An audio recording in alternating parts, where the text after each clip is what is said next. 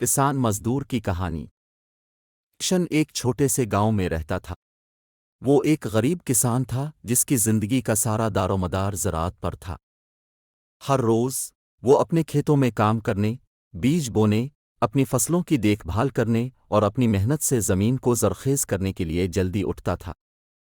کشن کے پاس وسائل بہت محدود تھے، لیکن اس کے پاس بڑا دل تھا اور اس کا غیر متزلزل یقین تھا کہ محنت سے کچھ بھی حاصل کیا جا سکتا ہے۔ جب اس کی فصلیں پھلتی پھولتی تھیں تو اس کا چہرہ خوشی سے چمکتا تھا، لیکن بعض اوقات خراب موسم اور قدرتی آفات نے اس کی فصل کو برباد کر دیا تھا۔ کشن کی بیوی گیتا نے بھی اس کی مدد کی۔ گھر کے کاموں کو سنبھالنے کے ساتھ ساتھ وہ کھیتوں میں کشن کی مدد کرتی تھی۔ انہوں نے ایک مشترکہ خواب دیکھا کہ ان کا بیٹا موہن تعلیم یافتہ ہو کر بڑا ہوگا اور اپنی زندگی میں ان جدوجہد سے اوپر اٹھے گا۔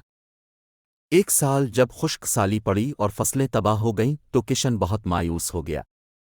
ان کے پاس کھانے کے لیے بھی اناج نہیں تھا، لیکن اس نے ہمت نہیں ہاری۔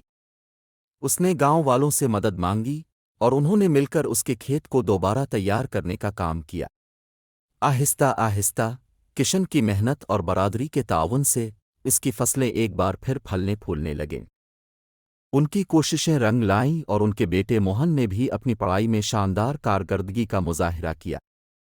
کشن کی کہانی ہمیں سکھاتی ہے کہ مشکلات زندگی کا حصہ ہیں، لیکن محنت اور ایمان سے ہم کسی بھی رکاوٹ کو عبور کر سکتے ہیں۔